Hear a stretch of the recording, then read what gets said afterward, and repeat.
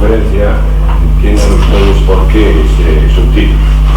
Bien, sin ir más, podríamos empezar diciendo que el acuífero de Timanfaya nace como una idea que surge en 1992, cuando yo era ingeniero jefe de planificación, estudios e hidrología. En ese momento se suponía que en teoría era de la Dirección General de Aguas del Gobierno de Canarias y por tanto se suponía que yo tendría que buscar alguna alternativa a esa dependencia que islas como Fuerteventura y Lanzarote tenían con la desalación. Tienen que tener en cuenta que la isla de Lanzarote tiene que producir 26 hectómetros cúbicos de agua al año. Un hectómetro cúbico de agua es 1 millón de metros cúbicos.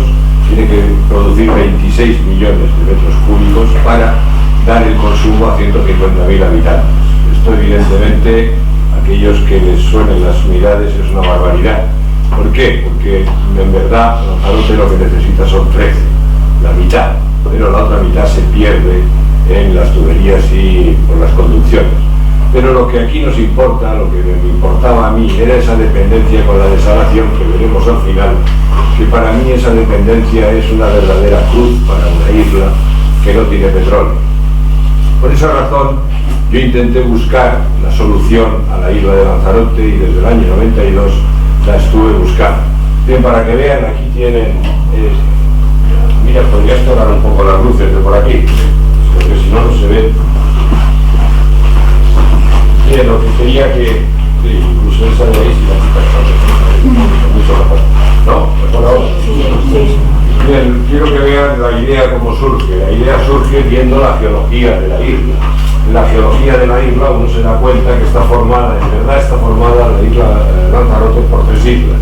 Una primera, que es esta parte sur, que tiene una antigüedad de 15 millones de años. 15 millones de años es muy poco para una piedra, pero es muchísimo si esa piedra es volcánica. Los materiales volcánicos se alteran enseguida y 15 millones de años es mucho para un material volcánico, de tal manera que se comienza a alterar y se empieza a convertir en arcilla. Eso lo que va a provocar es una bajada tremenda de la permeabilidad. Podríamos decir entonces que esta primer tercio de isla, el primero que aparece, tiene una permeabilidad bajísima. Aquí no se podía buscar agua subterránea, por esa razón. Bien, la otra parte, si nos vamos a la esquina opuesta, el norte, es otra isla que se formó hace 10 millones de años. En esa, como ven, 10 millones de años es menos que 15 millones, pero sigue siendo mucho para un material volcánico. En el fondo, esto también es un terreno que sería también con una permeabilidad bajísima. Hace 5 millones de años surgieron unas erupciones en el centro que unieron las dos islas.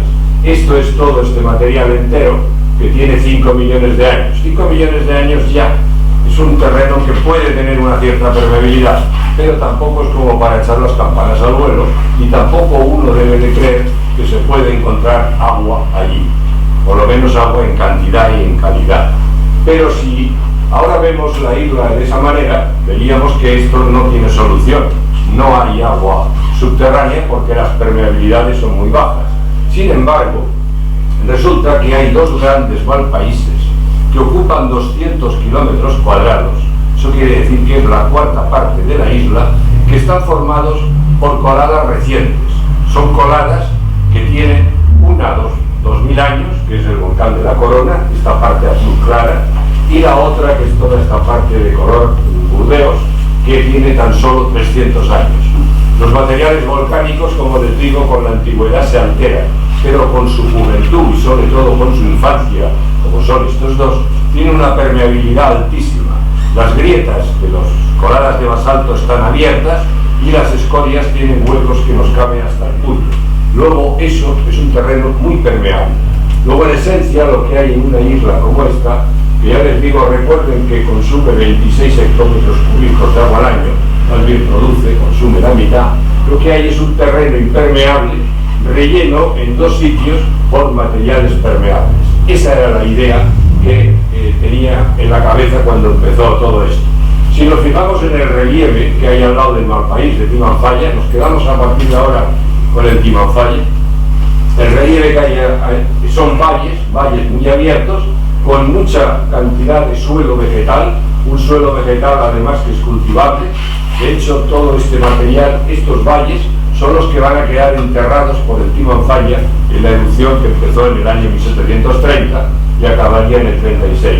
Bien, como ven, es un material, suelos vegetales, con un contenido en arcilla muy elevado.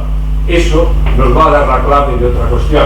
Si vemos un corte cualquiera de esos terrenos, lo que se ve es un contenido en arcilla muy alto. Aquí ven las grietas de retracción, por desecación. Esto es índice de que tienen contenido en arcilla elevadísimo. El material que hay arriba sigue siendo, y además de vez en cuando se ven capas de caliche que todavía disminuyen la permeabilidad. Luego entonces los terrenos antiguos, sí teníamos razón, los antiguos tienen una permeabilidad muy baja por ser arcillosos y además de estar encalichados.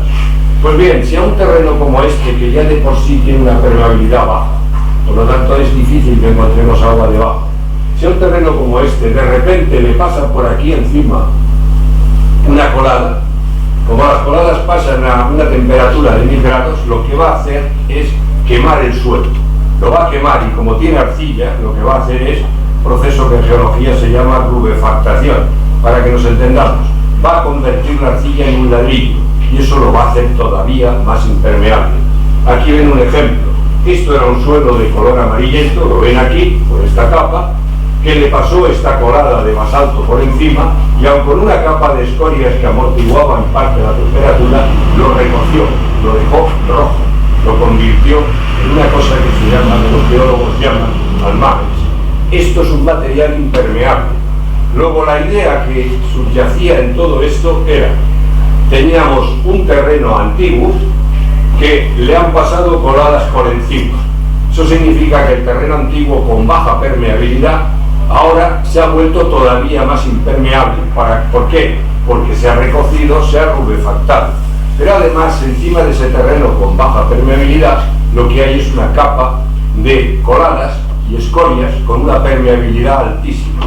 En el fondo lo que tenemos es que el mal país actuaría como una enorme esponja, y el agua se la chuparía, la absorbería, iría para abajo y que quedaría contenida en la parte de abajo, en la parte del contacto entre las coladas del Timan Faya y el terreno antiguo. Esa era, como verán ustedes, la idea original. Con esa idea es con la que empezó todo esto. Bien, para que se den cuenta, fíjense, una parte de un mal país.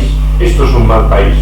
Esto es enorme, tiene una cantidad, primero son 200 kilómetros cuadrados. Ya le digo que es la cuarta parte de la isla. Pero fíjense que tiene tantos huecos que aquí se infiltra todo. Todo lo que cae se infiltra. No escurre nada. Veremos luego que el agua de lluvia, además de la que se evapora, se divide en dos partes, la que escurre y la que se infiltra. Aquí no se escurre nada. ¿Por qué sé que no se escurre nada? Porque no hay ni un barranco, porque no hay barranqueras. Luego, por tanto, el agua no corre nunca. Lo que hace es, cuando cae, se infiltra. Bien, además también otra cosa que hay que considerar es que las coladas, cuando se emiten, son fluidos. Es un fluido y por tanto actúa como el agua, se va a los puntos bajos. Y los puntos bajos lo que hace es rellenar los antiguos barrancos, los rellena, los va rellenando hasta que deja una superficie horizontal. Esto es, por ejemplo, la zona de Yaiza. Bien, aquí ven los terrenos antiguos que se ven muy claramente, y el terreno moderno, que son los mal países, aquí con un pequeño islote. De hecho, de esto que estamos haciendo la foto también es un islote. Bien, por esa razón yo me puse entonces, desde el año 92, a leerme todo lo que yo pillara sobre cómo eran los terrenos que quedaron sepultados por el Timan Faya, qué características tenían, si todos tenían suelos vegetales, y lo que me encontré es ahí referencias de que Lanzarote era una isla que era abundante en cereales.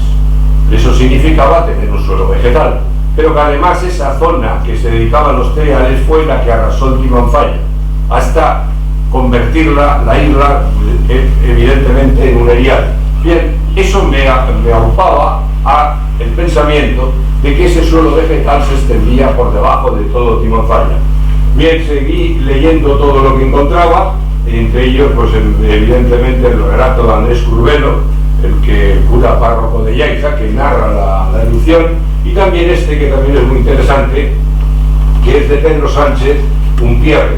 Pedro Sánchez Umpierre era el gobernador militar de Lanzarote y Fuerteventura y encargó que hicieran este plano, que este plano dice muchas cosas en los distintos tonos de color que ven ustedes, con la leyenda y considerando la leyenda que tiene, e incluso estos tres brazos, pero eso si quieren en las preguntas lo podremos ver con más calma, todas las indicaciones que nos está dando este plano.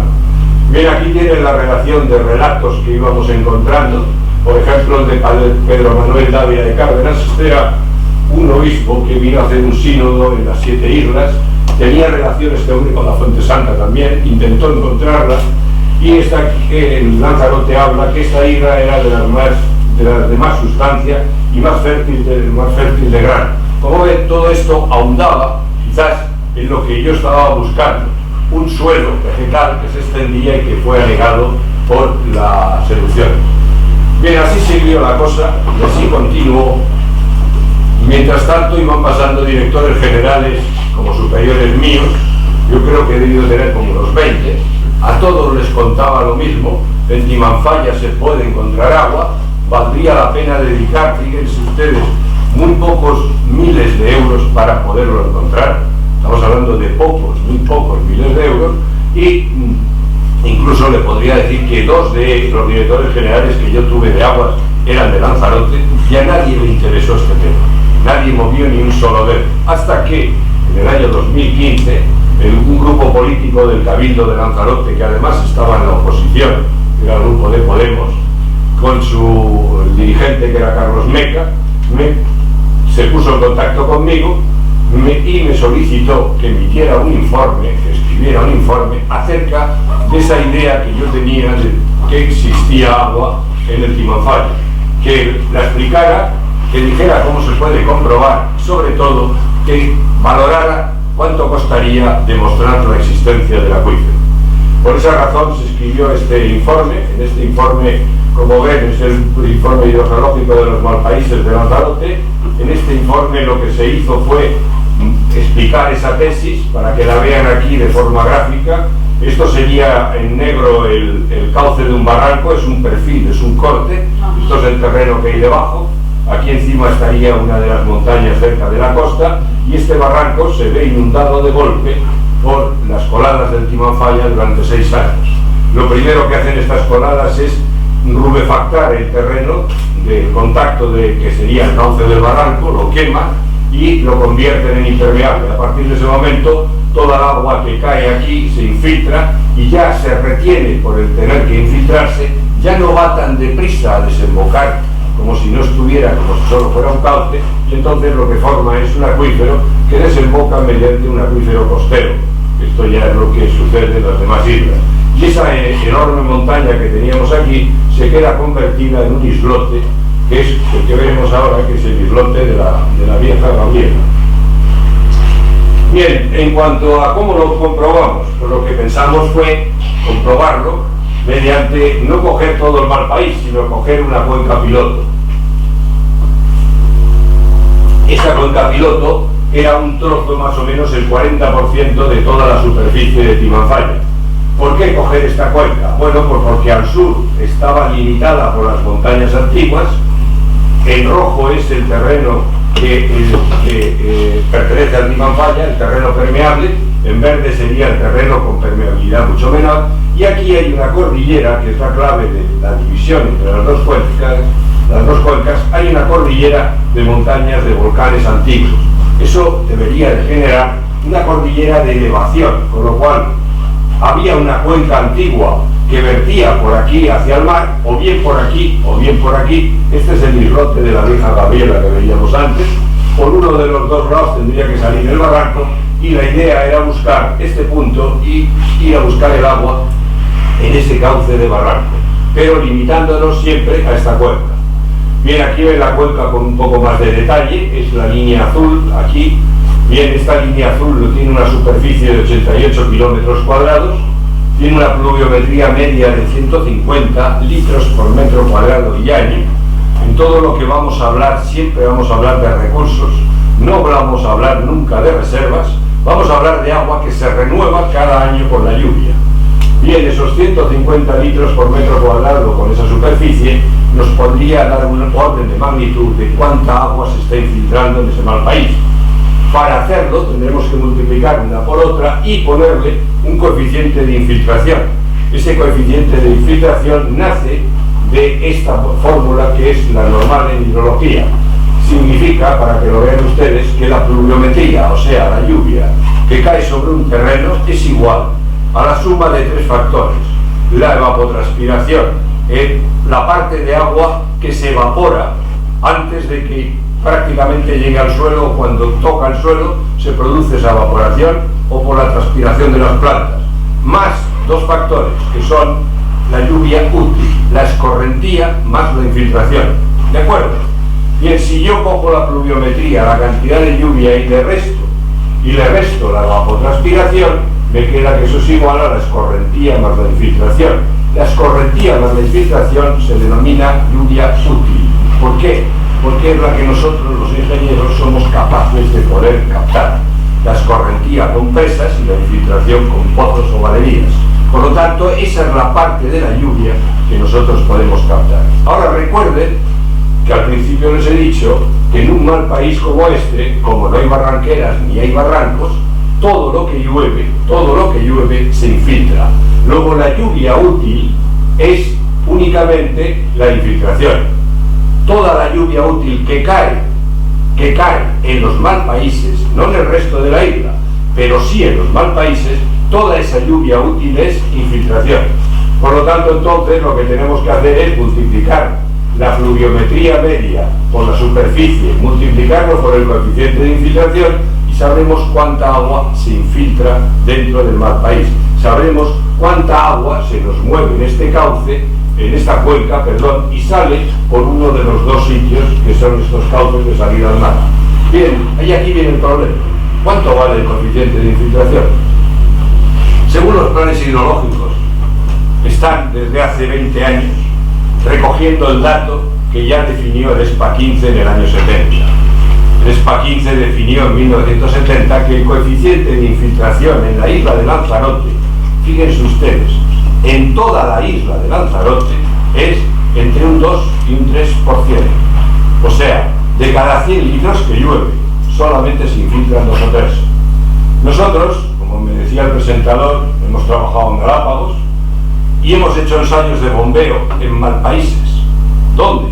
En la Fuente Santa, que tiene encima el malpaís del Teneguía, y hemos hecho ensayos de bombeo en la galería Tocorón, que tiene encima el malpaís de la Restinga en el Hierro.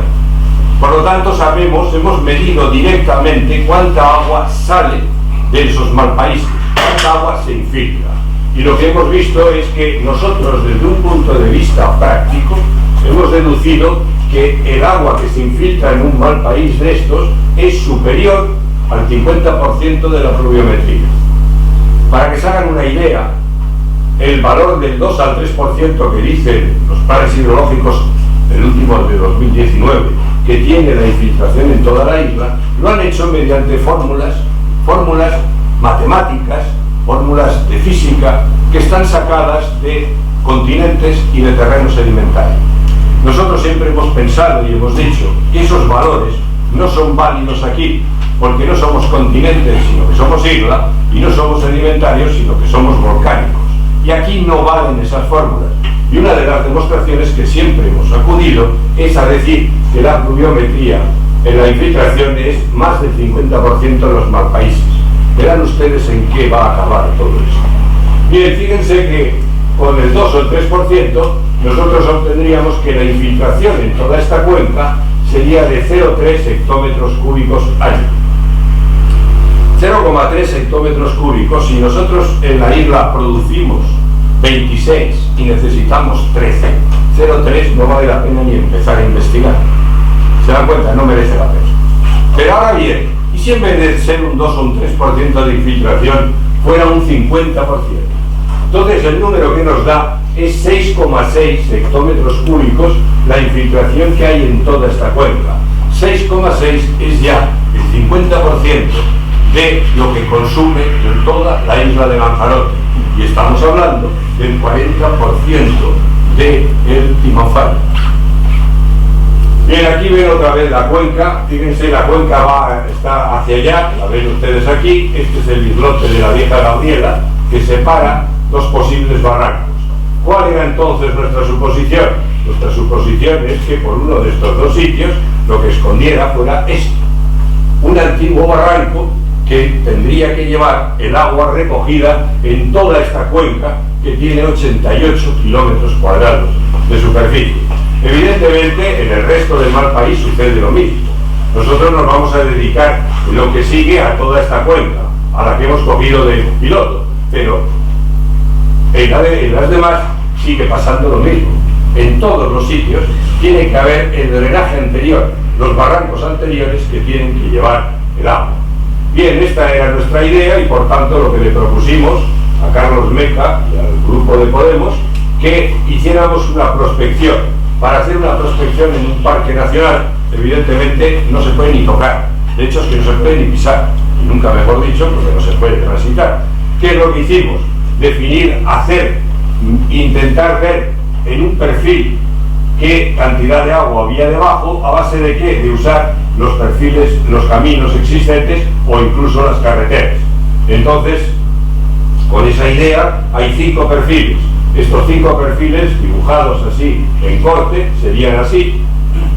Lo que tienen que ver es que en color marrón son los terrenos antiguos, los que nosotros creíamos que deberían de ser impermeables, y en la parte de arriba lo que tienen es las partes de colada del Timanfaya, que son muy permeables y que almacenan el agua justo debajo en los antiguos cauces. De estos 3 perfiles escogimos el tercero, porque era el más barato al ser la distancia más corta.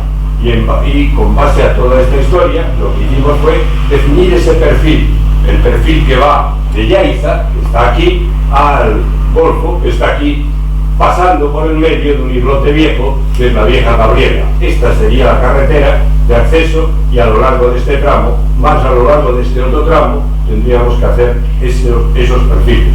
Por lo tanto, lo que le dijimos a Carlos Meca fue que existe un método de detectar el nivel de agua. Bien, entonces nos dirigimos a la geofísica. Preguntamos a los hidrólogos, y allí quizás cometimos el error de preguntarle a los hidrólogos también de la península, porque nos mandaron a la cátedra de geofísica de la Facultad de Geología de Barcelona, el cual mandaron a hablar con el catedrático como el más adecuado para este proceso. Bien, yo hablé con Alberto Casas, que es el Ponsati, que era el catedrático, y yo le hice 2 preguntas muy claras de contestar.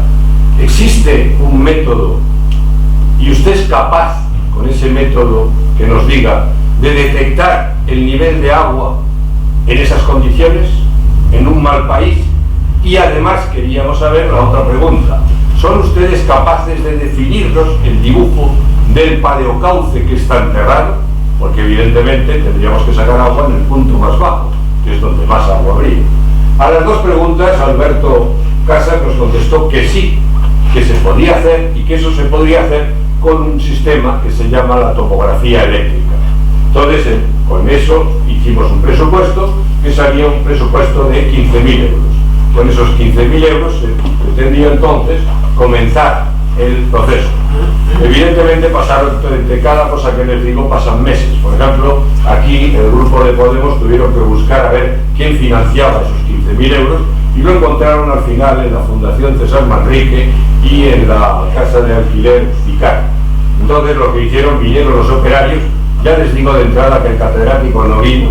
El catedrático no llegó a pisar nunca el mal país de Lanzarote, de Timanfaya, pero los operarios sí estuvieron, tendieron y tendimos nosotros con ellos los cables eléctricos por la cuneta de la carretera, como les decía, que va de Yaiza al Golfo, y con eso se hizo un perfil geofísico. El trabajo fue a partir duró todo el mes de diciembre de 2016. Al final lo que hicimos fue hacer estos perfiles. Estos perfiles era el trabajo de campo, lo hacíamos nosotros. El trabajo de interpretación lo hacía el catedrático, Alberto.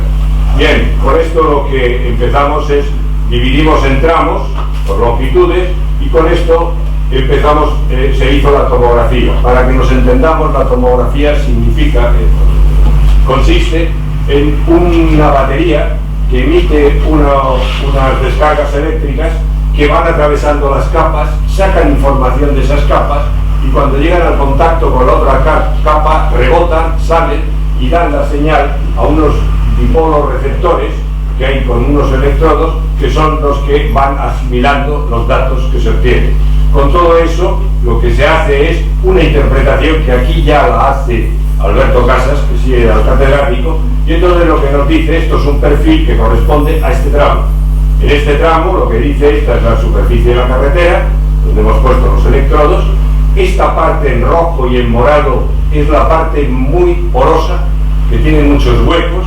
Luego entonces esa es la parte del mal país, el contacto con el terreno antiguo es esto, y el posible nivel de agua es esta variación de capas en colores verdes.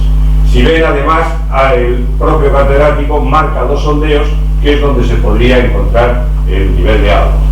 Para que vean otro sitio es este sería el otro perfil, otro segundo perfil. Aquí lo mismo, la carretera, aquí como ven la potencia de los terrenos permeables es mucho mayor y pone también los sitios donde podría estar el agua y pone también los sondeos de hacer. Bien, este sondeo, precisamente este perfil, por eso lo he traído, a mí me hizo pensar que algo estaba fallando. ¿Por qué? Si se fijan, aquí está la escala de metros, de profundidad. Esto está sobre el nivel del mar. En la carretera está la cota 98, lo pone aquí. Y el nivel impermeable lo ponía a la cota 28. Aquí hay 70 metros de coladas del Timanfaya.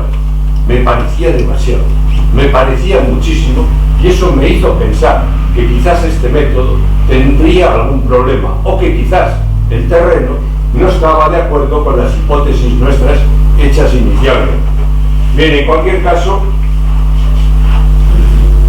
lo que daban los perfiles, la interpretación de los perfiles, lo verán ahora con los niveles de agua, lo que estaba diciendo era esto.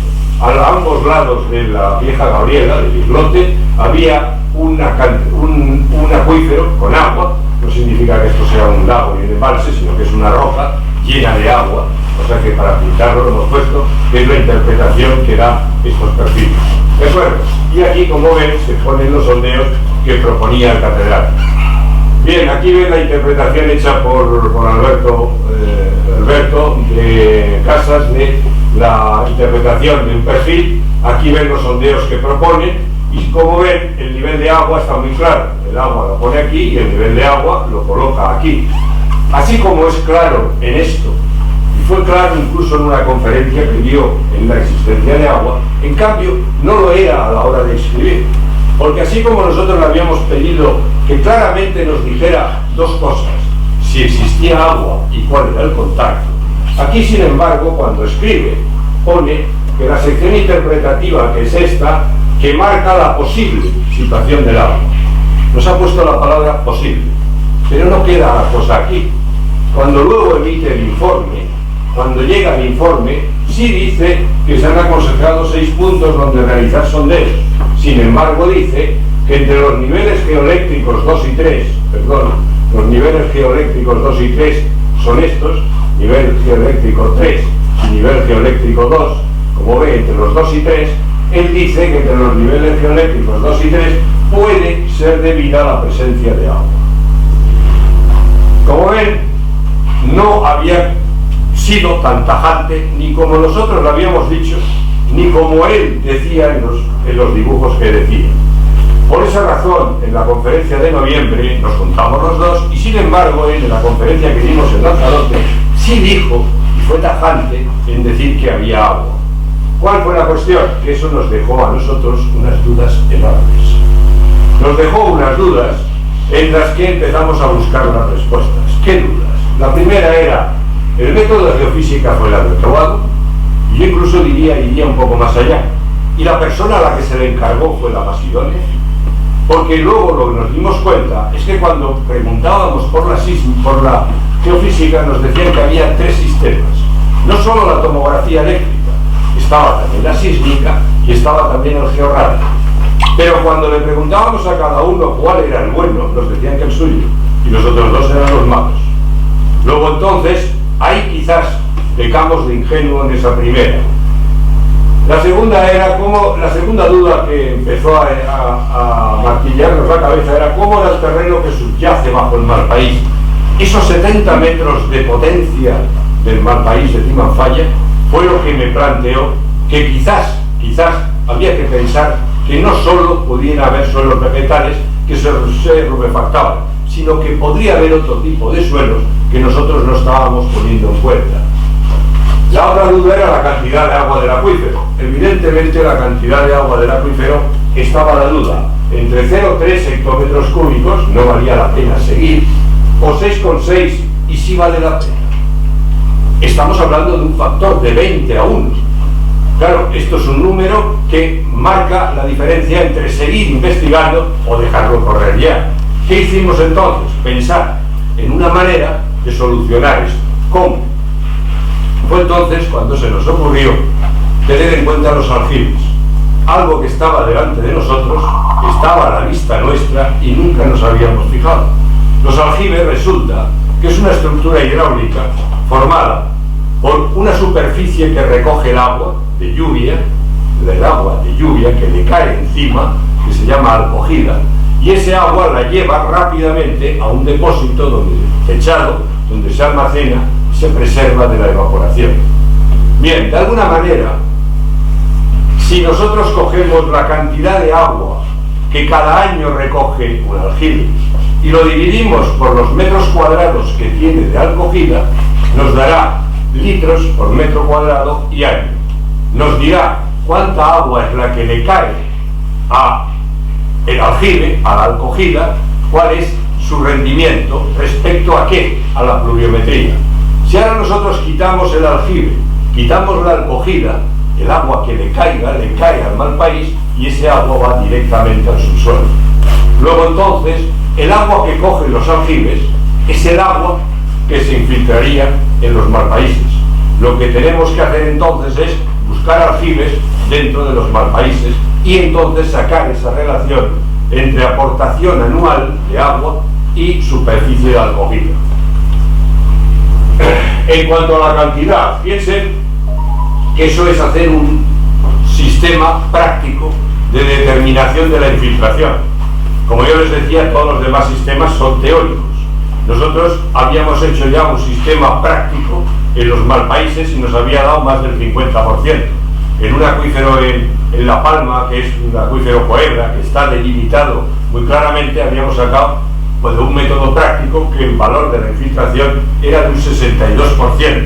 Bien, aquí vamos a buscar cuál era para este tipo de terreno en concreto, para el acuífero de Timanfaya. Teníamos dudas también sobre la calidad de las aguas. Hay que pensar que esto es un Malpaís reciente, de hecho todavía tiene calor.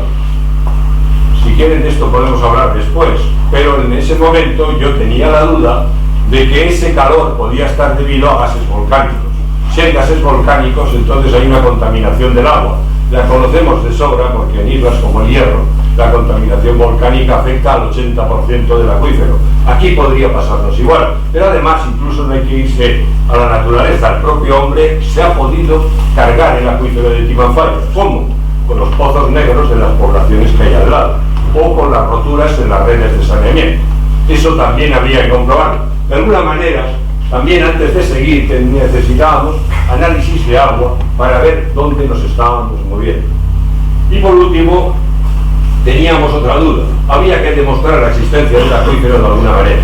Demostrar la existencia del acuífero no con la sísmica, no con la eléctrica, ni con el georradar.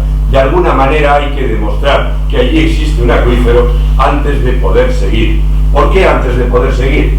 Porque a raíz de todo lo que se dijo en esa conferencia, el Cabildo nos llamó para decirnos que tenían una asistencia técnica con mucho dinero para que pasáramos a marcarles los sitios para hacer sondeos. Yo, ante esas dudas que yo les he dicho, lo que les dije es que no creo que la manera fuera ponerse a hacer sondeos sin tener muy claro, primero, cómo es el acuífero, qué cantidad de agua tiene y qué calidad de agua es la que transporta. Por esa razón les dije que antes de hacer sondeos teníamos que definir el acuífero. Y esa la única manera era a base de leer y a base de estudiar cuál era el terreno y a base de reconocer el terreno que quedó inundado por el timón falla. La segunda cosa era determinar la cantidad, y para eso le propuse hacer un inventario de aljibes, que lo pagara el Cabildo, un inventario de aljibes, en los cuales recoger esa relación que les decía entre aportación y acogida. Y para la calidad de agua hacer un inventario de fuentes, que verán ustedes qué sorpresa nos llevamos cuando nos empezamos a dar cuenta que en el mal país de Timón Falla existían fuentes. Lo verán ustedes ahora. Para empezar, empezamos con el tema de estudiar los terrenos. Y aquí tuvimos una suerte tremenda porque cayó en nuestras manos la tesis doctoral de José de León Hernández, que se llama Lanzarote bajo el volcán. Mejor título no le podría haber puesto, porque se extiende y explica cómo eran los terrenos antes de ser sepultados por el timón falla. Esa fue su tesis doctoral. Además de una aportación cultural, histórica y arqueológica, porque nos describe también todos los terrenos, habla de 26 pueblos enterrados, entre ellos Santa Catalina y Chimanfaya, que eran los dos pueblos mayores después de Arrecife, los más grandes de la isla, que quedaron sepultados. Nos habla de las mejores zonas de cultivo perdidas, que se llamaban Las Vegas, y nos habla también de una infraestructura hidráulica tremenda que también se perdió, una infraestructura formada por aljibes, por maretas y por charcos. Si se fijan, Las Vegas y los charcos, de nuevo, nos devolvían a esa idea de un suelo vegetal que se extendía por todos los lados y rubefactado. Bien, pero además esa tesis doctoral nos dio tres cosas que fueron las tres claves para poder quitarnos las dudas que nosotros teníamos. La primera de todas fue la existencia de cenizas o arenas, que habla la tesis. La tesis doctoral de José de León, Pepe el uruguayo, habla de que antes de que se produzcan las erupciones, antes de que se empiece con esas erupciones, se produce una inyección de las bocas eruptivas de piroclastos. Ese piroclasto anega y entierra bajo 4 y 5 metros de potencia tanto las zonas llanas como las montañas que se situaban en los alrededores. Bien, esa forma de proceder, esos 4 o 5 metros, ya son espesores suficientes para pensar que cuando luego venga una colada, esos 4 o 5 metros haga de aislante y no tenga poder calorífico para quemar la arcilla. Luego, lo de la cuestión de la rubefactación, la tesis doctoral de Pepe de León nos estaba dejando una duda.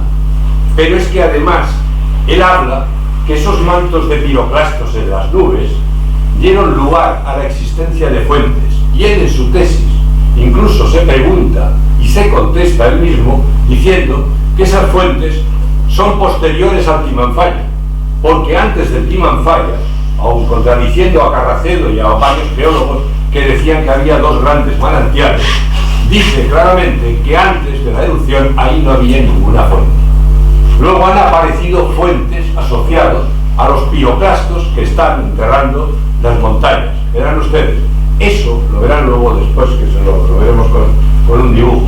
Eso lo que está diciéndonos es que hay unos sitios donde el agua se infiltra en piroclastos, se va para abajo y en un momento sale. Luego hay un tramo de circulación de agua en el subsuelo de los materiales del timón falla. Eso nos da un dato sobre la existencia del acuífero. Sí, sobre la calidad del agua del acuífero. Si yo además en los aljibes, que lo que en el fondo está marcando es el agua de inicio de la infiltración, yo saco una muestra de agua, tendré el agua al inicio de la infiltración y luego, después de haber recorrido unos centenares de metros, ya puedo evaluar cómo se va cogiendo, se va cargando el agua de sales y puedo extrapolarlo a ver cómo va a salir cuando yo le haga los sondeos y las cuente. Pero además nos dio las cenizas, nos dio las fuentes, la existencia de fuentes, y nos dio una clave más.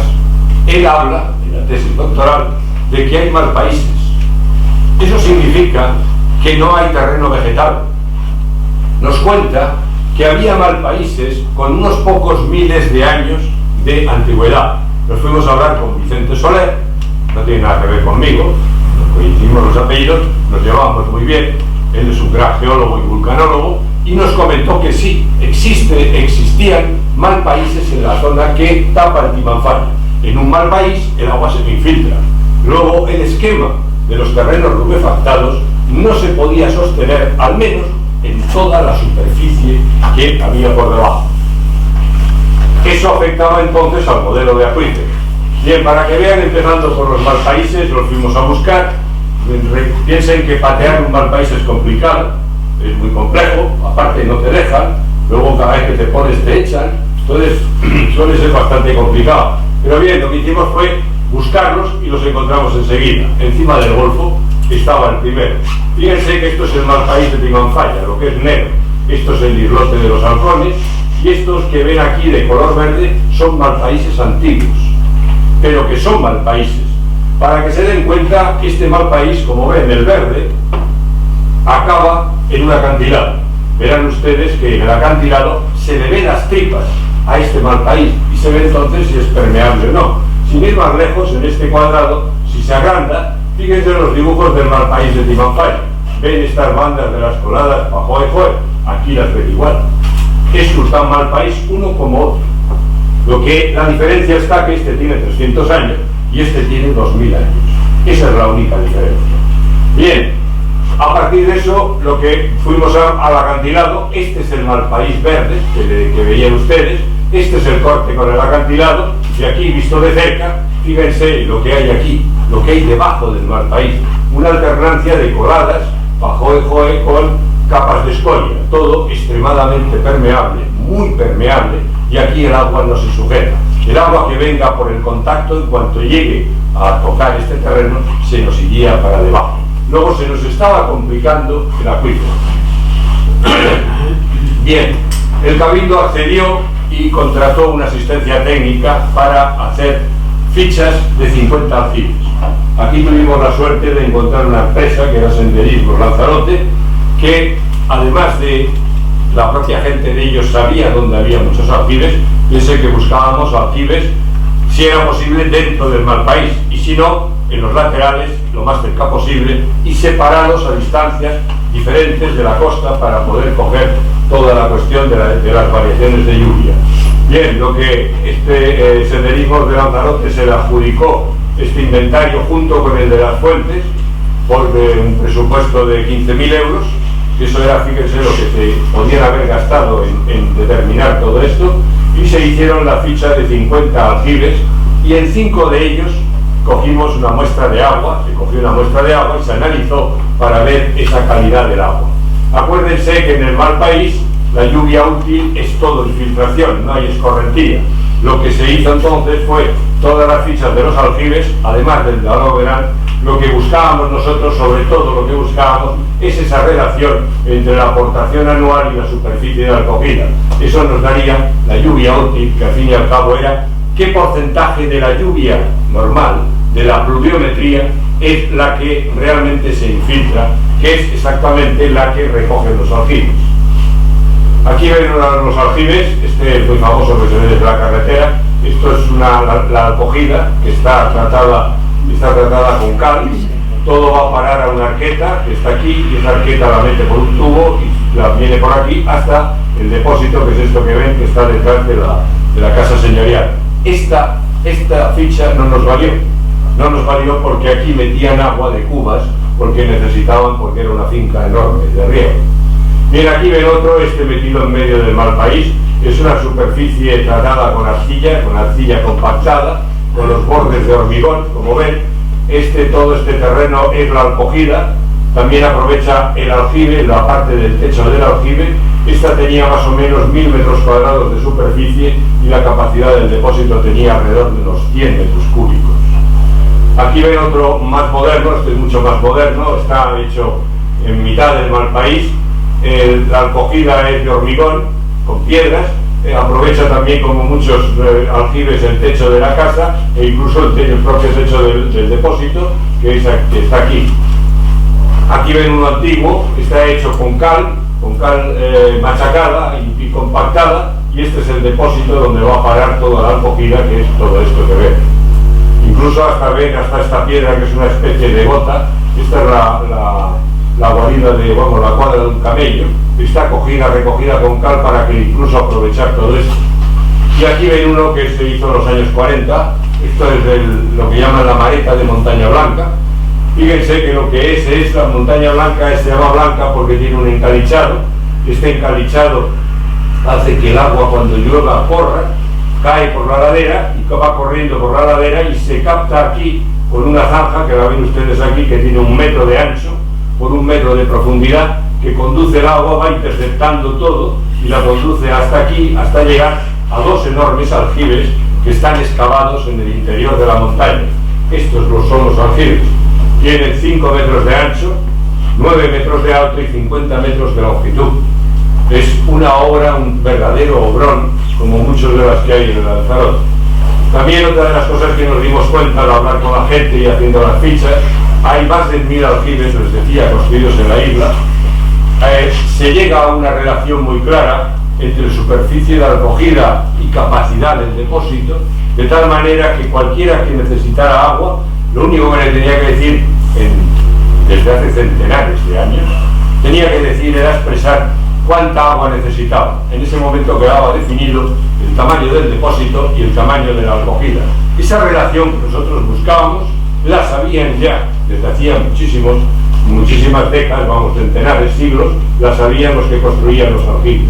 Aquí ven los aljibes, se buscaban los datos administrativos, propietarios, la situación, la superficie de acogida, el volumen útil, y luego también se hablaba, se contaba, en observaciones se decía lo que pensaba el que lo había hecho la ficha. Fíjense, según su propietario se llena todos los años. Yo creo que se recoge más agua de la que lleva el depósito, ya que van constantemente utilizando y gastando agua. ¿Se dan cuenta? No tenemos claro cuál es la aportación. Por lo tanto, esta ficha no nos hubiera valido. De hecho, no nos valió.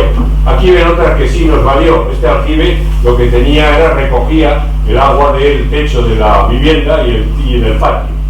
Y dice si...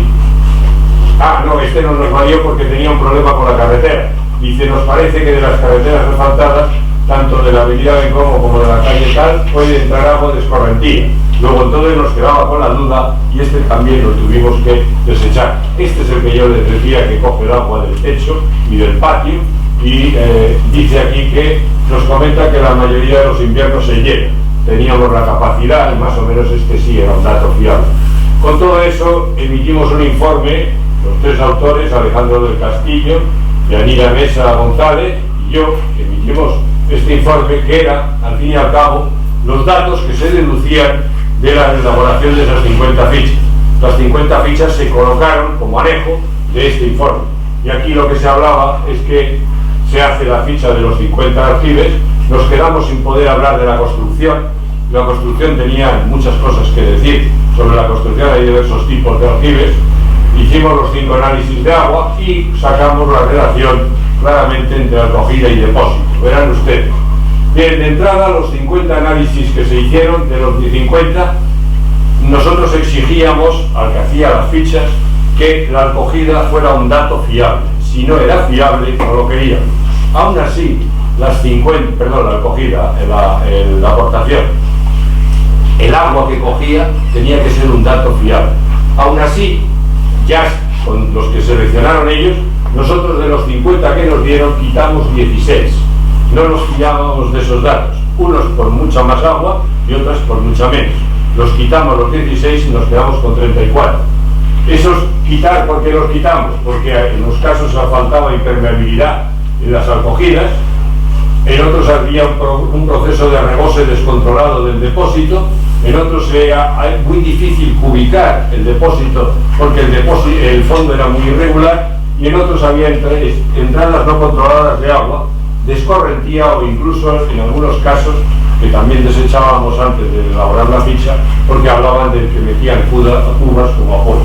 En cualquier caso, lo que hicimos es que con esos 34 pudimos sacar una relación entre la aportación dividido con la acogida y la pluviometría.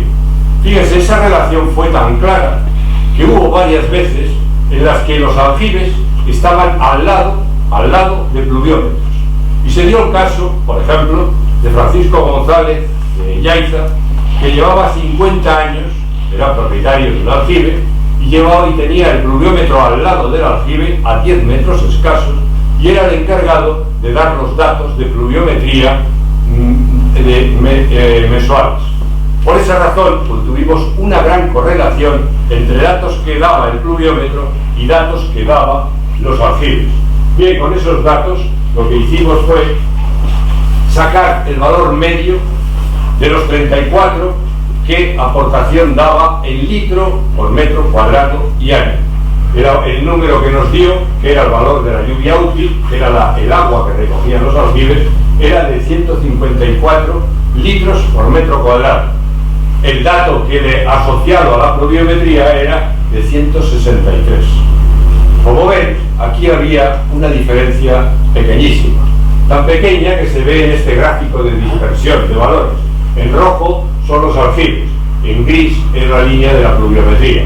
Como ven, la dispersión es muy pequeña. Prácticamente se podría decir, de forma teórica se podría decir que el agua que se infiltra, el agua que cogen los aljibes, que es el agua que se infiltraría en un mal país, es el 95% de la pluviometría, lo cual quiere decir que la evapotranspiración es poquísima. Si quieren, luego en el turno de las preguntas les podría decir que no lo deberíamos de haber figurado. Valía la pena haberlo pensado, porque quizás esto nos estaba diciendo lo que nosotros teníamos que haber deducido. Bien, pero además había otra cosa muy curiosa. Si ven ustedes aquí en rojo están los aljibes que dan más agua que la pluviometría, y en azul los pluviómetros que dan más agua que los aljibes. Bien, eso se podría resolver diciendo que las isoyetas no están bien colocadas, pero en una isla que tiene tantos pluviómetros resulta difícil.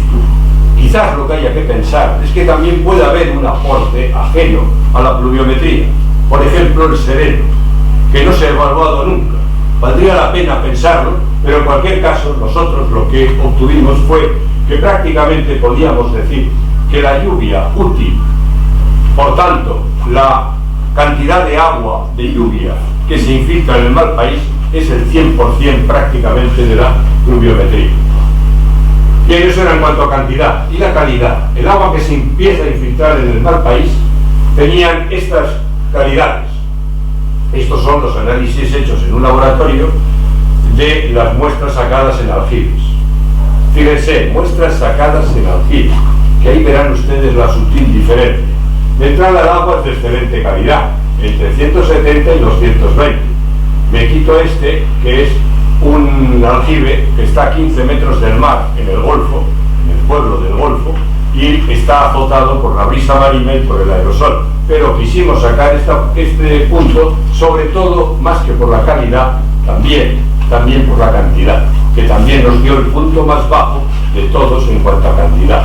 Bien, de todas formas, como ven, el agua es de excelente características, vamos, se puede embotellar.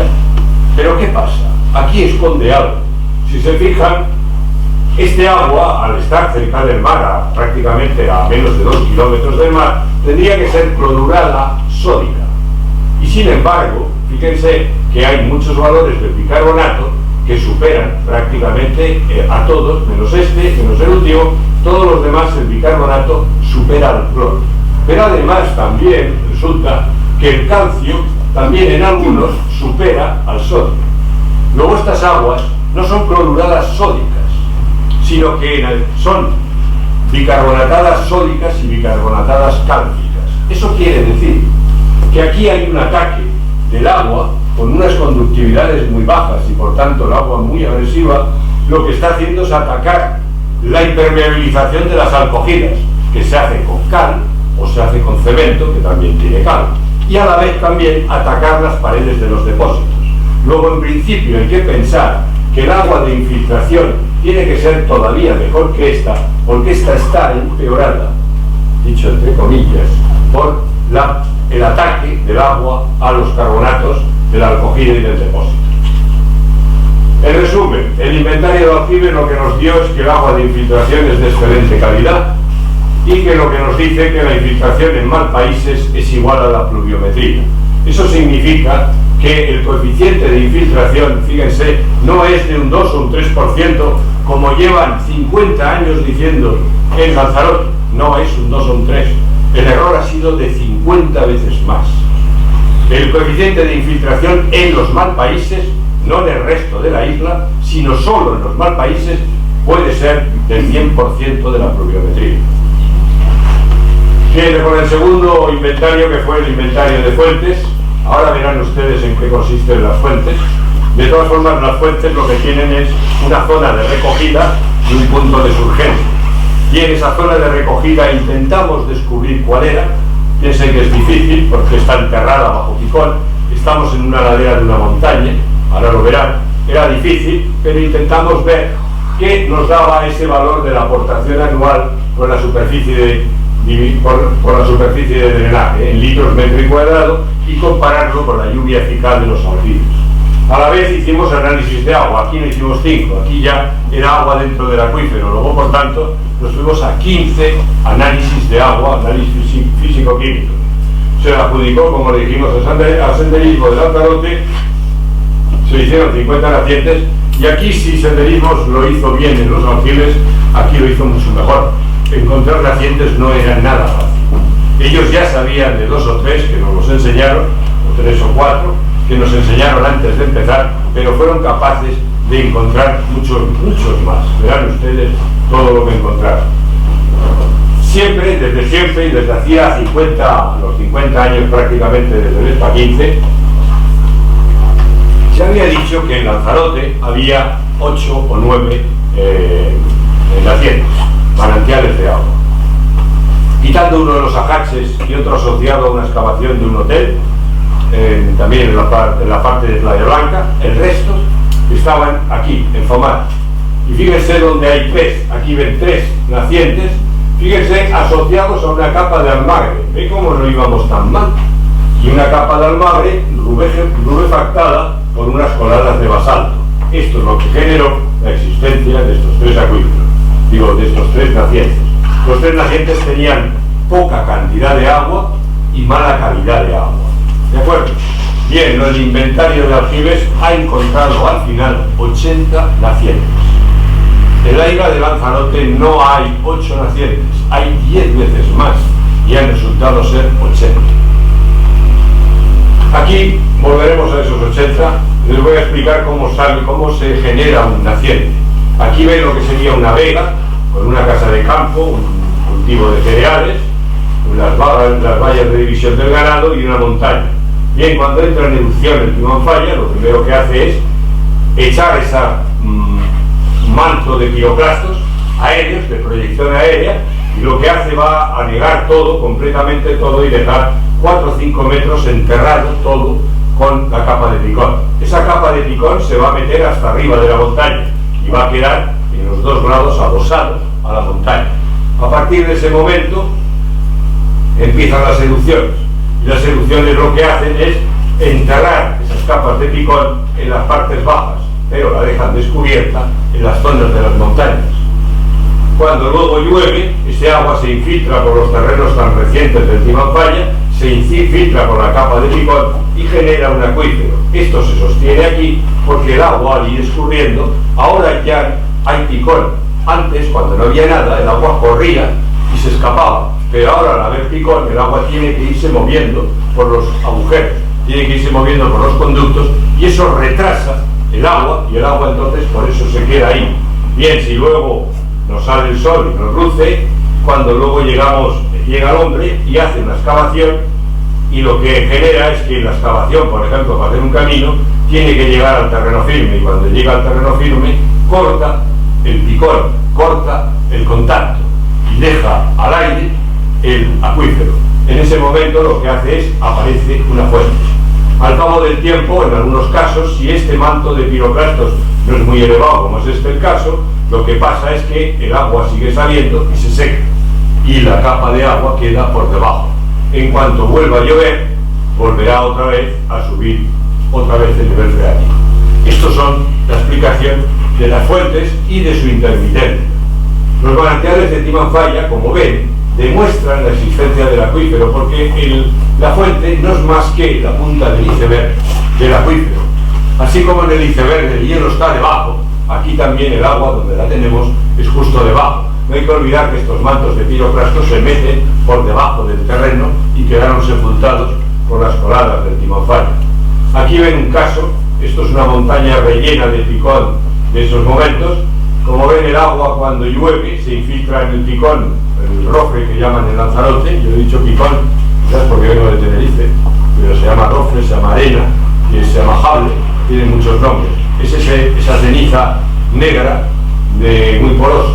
Bien, como es muy porosa, es muy permeable, el agua de lluvia se infiltra, discurre por el contacto entre el picón y el terreno antiguo, que lo ven aflorar aquí, y cuando llega a un sitio donde por cualquier circunstancia el terreno antiguo está cerca, o bien se llega a excavar, aflora.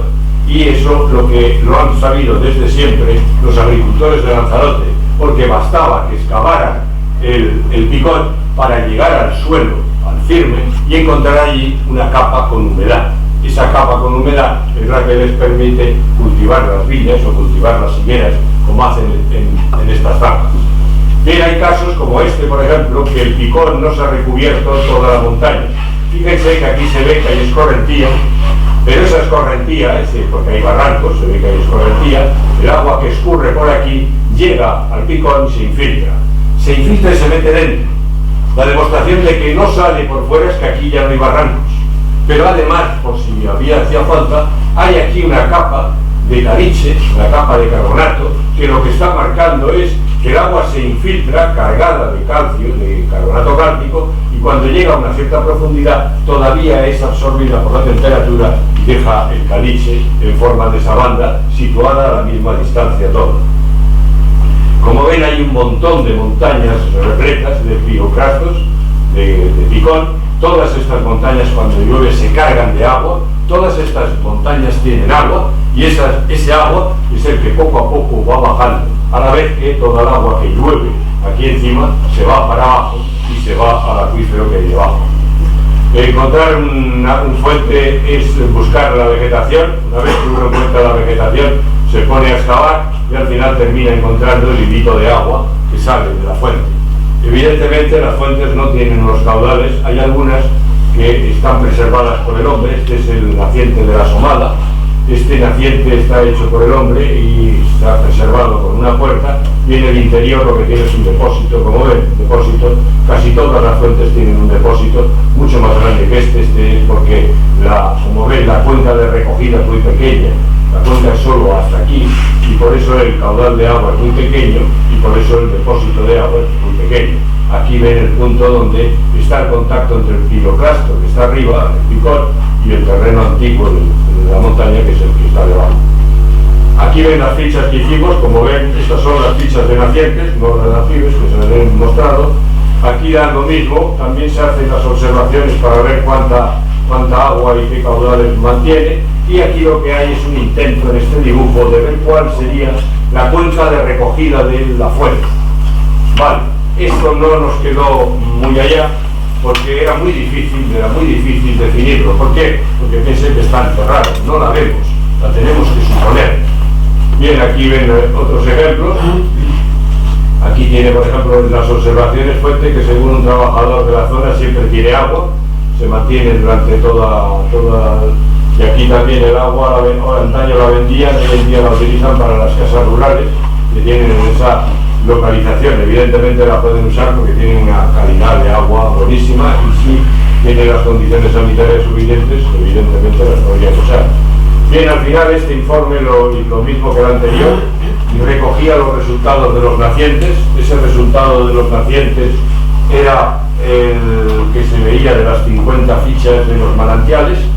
Lo hicimos Yanina Mesa, Alejandro del Castillo y yo, y escribimos el informe, y aquí lo que se vio es que algunas fuentes se secan, otras hubo ciertas obras que se secaron. Por ejemplo, las 12 últimas que se encontraron hasta llegar de 68 a 80, se llegaron con 12 más que fueron fuentes que se secó. ¿Por qué? Porque el hombre intervino haciendo un camino, o haciendo una pista rural, o haciendo una excavación que cortó el hilo a la fuente. Pero la mayor parte de todas estas fuentes dan agua todo el año. Los valores de aportación a acogida fueron bajísimos. Fíjense, si nos hubiéramos tenido que fiar de esos valores, no justificaban ni el 2 o el 3% que decían los planes hidrológicos que se producía la infiltración. No, eran bajísimos. ¿Y por qué? Pues yo creo que dos motivos. Uno primero, que era muy difícil calcular la cuenca. Eso está claro. Otro también más difícil, dar la aportación. Porque eso no es como el aljibe, que cuando llueve se coge y él va a verlo. No, eso va goteando continuamente, va cayendo un chorrito y entonces no se fijan en cuánto. Pero sobre todo, ¿dónde estaba el problema? ¿Por qué da esos valores tan bajos? Porque el agua que recorre ese acuífero, que está en una montaña con mucha pendiente, no es agua que escurre directamente y va a parar a la fuente. Porque al dificultarle el picón que tiene encima, el agua va haciendo caminos, va estando mucho tiempo en contacto con el terreno, lo va empapando y se va infiltrando. Luego, lo que nos está diciendo esta relación entre aportación y acogida es que hay una infiltración del agua en los conos. Luego esos conos y ese terreno nosotros antiguos, que pensábamos que podía tener una permeabilidad tan baja y que se habría rurefactado, quizás con la capa de almagre no se ha logrado. Y no solo eso, sino que la capa de picón contribuye a que se produzca la infiltración. ¿Qué era lo que nos estaba haciendo? Que el acuífero bajo Timanfaya era más complejo de lo que nosotros en principio empezamos a pensar. Y lo que demuestra las fuentes es lo que nosotros necesitábamos, una demostración de que existe el acuífero. Bien, los análisis de agua nos dijeron, aquí los ven, la conductividad oscila entre 460 y 1300, que está por aquí. Aquí, como ven, ya ha subido la calidad. La calidad ha empeorado. Aquí esto sigue siendo agua potable. Esta que me estoy bebiendo yo del grifo tiene ahora mismo más de 1000 de conductividad. Sería más o menos la de 1000, la máxima de todas estas. Es un agua buena para beber, pero evidentemente ya no es el agua de los aljibes, que era agua que se podría embotellar. Bien, aquí lo que quiere decir es que con la circulación del agua a través del terreno y a través de esas coladas y a través del contacto con el terreno encalichado, se va cargando de carbonato cálcico. ¿De acuerdo?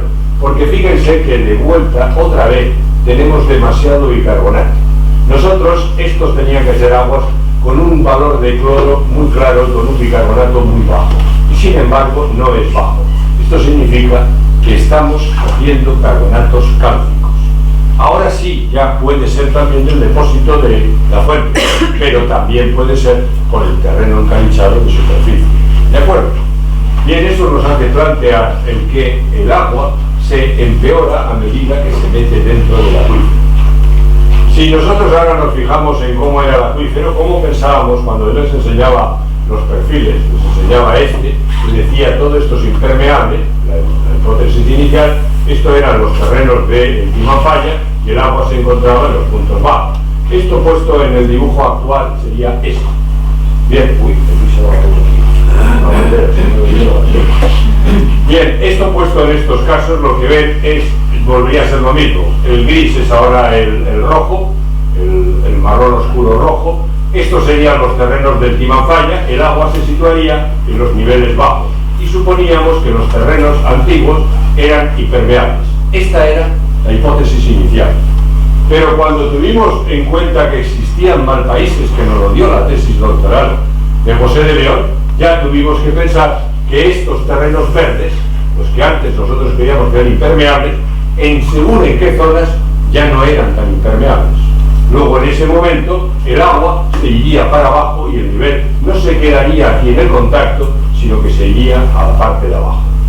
Pero no quedó la cosa aquí, porque suponíamos que este terreno sí podría ser impermeable. Pero el hecho de ver que en las montañas que tienen picón aquí, la relación entre la aportación y la acogida no marca el número de infiltración, es porque se está infiltrando el agua. Luego ese terreno también puede ser permeable. Al fin y al cabo, el agua puede estar situado todavía más abajo. ¿Quién manda entonces? El nivel del mar mandará, y sobre todo mandará el terreno antiguo, que ese sí es permeable, es impermeable porque tiene los 15 millones de años. En definitiva, ¿qué nos ha pasado? Se nos ha complicado el acuífero. Y eso tiene una ventaja y tiene un inconveniente. Que el acuífero sea más complicado tiene una ventaja. ¿Por qué? Ya no dependo de ir a buscar el agua en el punto bajo de una colada, que tiene que ser un punto muy localizado porque era el antiguo barranco. ¿Lo ven? Ahora no. Ahora yo puedo pinchar en cualquier terreno porque sé que tiene permeabilidad menor, pero tiene que tener el agua. ¿Cuál es el inconveniente? Hemos ganado en ventaja, es más fácil encontrar el agua, pero hemos perdido ¿en qué? En calidad. ¿Por qué? Porque el agua de Timanfaya ahora no va por terrenos permeables que no se cargan de sal, ahora va por terrenos que les cuesta trabajo circular y en los cuales puede encontrar carga de sales y empeorar la calidad. ¿Qué ha pasado?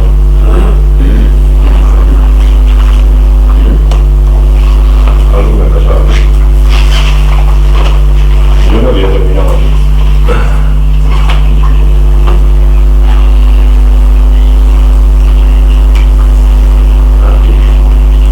Me quedaban dos diapositivas nada más.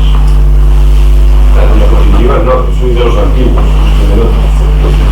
Bien, al final decirles, y con esto quiero acabar, ¿qué se ha logrado?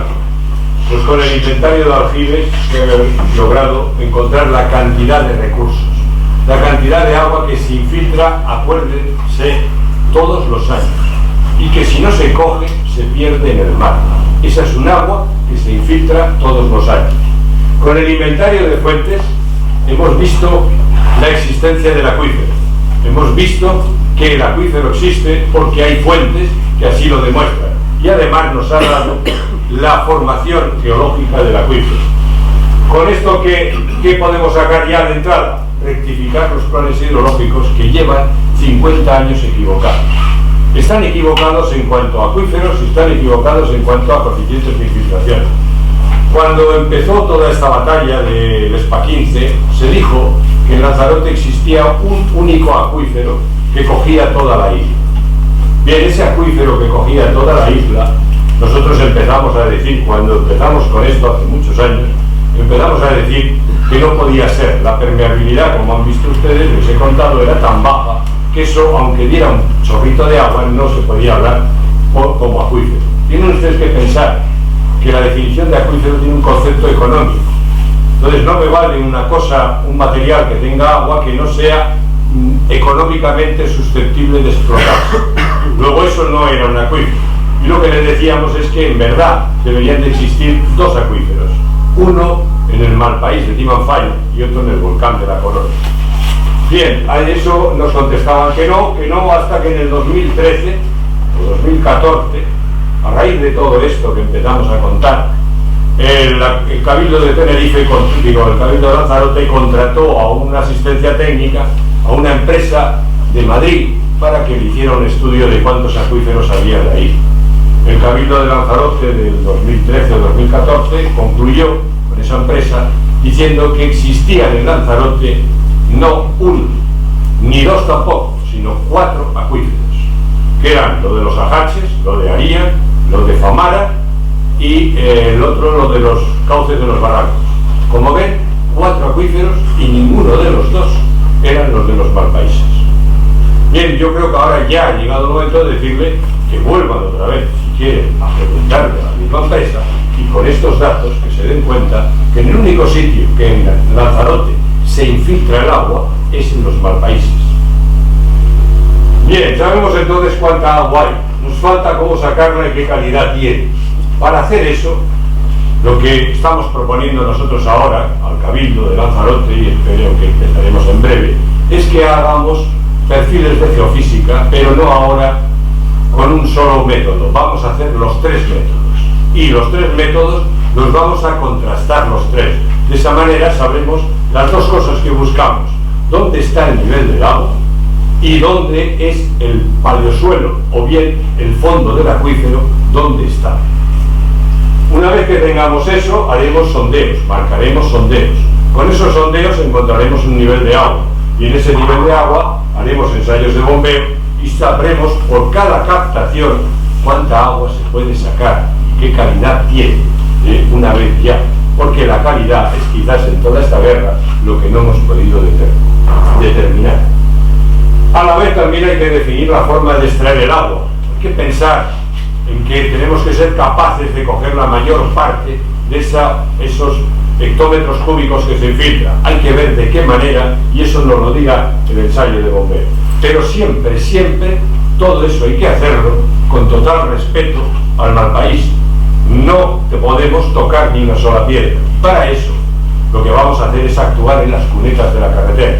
Ya lo hicimos cuando buscamos la Fuente Santa en la isla de La Palma, y la encontramos sin tocar ni una sola piedra del malpaís.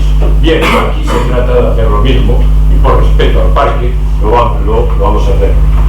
Y por último decirles que quizás me han visto ustedes que me he empeñado en que buscar si hay o no hay agua en Timafara. Quizás a ustedes les parezca que quizás son una batalla de 25 años, de 27 exactamente, y que quizás no valía tampoco la pena. Pero yo pienso que sí por muchas razones. La primera puede ser porque al fin y al cabo ese ha sido el sueño de Lanzarote. No ha habido ninguna isla más que Lanzarote, Fuerteventura y El Hierro en las que se haya pasado una penuria de agua como la que se ha pasado en esas tres islas. Esas tres islas han buscado el agua como fuese. Han hecho inventos que quedan hoy en día en una verdadera universidad de hidrogeología, como son los almogarenes, como son las maretas, como son los aljibes. Todo eso, los pozos y las galerías, todo eso se inventó para buscar agua. Lo curioso es que en Lanzarote tiene más de 100 pozos. En el resto de la isla hay unos cuantos pozos más. Y sin embargo es curioso que nadie se le ocurriera nunca perforar el Malpaís. Nadie fue al Malpaís, quizás porque el Malpaís, la sensación que da es de cualquier cosa menos de tener agua. Pero es curioso que el agua estuviera donde menos se lo pensaba. La siguiente es que extraer agua a precios económicos. Según el plan hidrológico de la isla de Lanzarote, los precios del agua desalada están en 2,44 euros metro cúbico. Hay desaladoras en Lanzarote que están sacando agua a más de 4 euros metro cúbico. Nosotros lo que estamos proponiendo es sacar agua a un valor entre 0,10 y 0,20 euros metro cúbico, dependiendo de dónde haya que bombearla. Luego, por tanto, pegaríamos un bajón enorme a los precios del agua. No se trata quizás de sacarla toda, pero si se trata de lo que se saque, abarataríamos el resto. Es abaratar la producción del agua en la isla. A la vez también sería disponer de una reserva insular de agua. Yo propondría que desde el mismo momento en que los planes hidrológicos asuman estos dos acuíferos, se definan no al parque, sino a los malpaíses como una zona de protección de los acuíferos como reserva insular de agua. Eso sería contar con una protección para que nadie contamine ya el agua de Timafara y de la Corona. A la vez también sería una forma de independencia. El agua desalada, que es el consumo total de la isla de Lanzarote, se hace con electricidad. Y se hace con electricidad, y esa electricidad, para desgracia nuestra, se sigue haciendo con métodos basados en petróleo. Luego, si para sacar agua tenemos que emplear electricidad que se hace con petróleo, estamos haciendo depender el agua del petróleo. Estamos haciendo que una cosa que es un bien y que es una necesidad de primer orden, la estamos haciendo depender de una cosa que es ajena a la isla, como es el petróleo. Y además dependiente de un mercado tan frágil que basta que un dron se mueva para que todo el mundo se revolucione y los precios se disparen. Esa dependencia es la que hay que evitar, y siempre y cuando exista agua para ello, es lo que se tiene que hacer. La siguiente es que hay que evitar una doble contaminación. La desalación contamina porque consume petróleo, pero además contamina porque produce salmuera. Por cada litro de agua desalada que ustedes beben, hay un litro de agua de salmuera que se vierte en el litoral, y eso está contaminando todo el litoral, en este caso de Lanzarote, pero el litoral del Mediterráneo lo pueden dar ustedes en muchos sitios totalmente por perdido, debido a esa contaminación de las desaladoras. Por último, decirles que es un paso de gigante hacia la sostenibilidad hidráulica. Hoy en día, que a todos los políticos se les llena la boca con sostenibilidad, lo que me parece asombroso es que no se busque este agua, que es la que daría la sostenibilidad hídrica de una isla. La sostenibilidad es una cosa tan necesaria como que una persona sin 3 días con agua se muere. Eso sería la cuestión. Bien, y decirles entonces que al final, como ven ustedes, yo creo que el subtítulo que le puse a la conferencia, La bendición de una tragedia, entienden ustedes por qué. Esa tragedia que desoló una isla, que la llevó al caos económico, que la llevó a despoblar completamente, esa tragedia de proporciones cataclismas, porque nosotros no nos damos cuenta de lo que realmente fue todo eso, al final, ¿en qué ha terminado?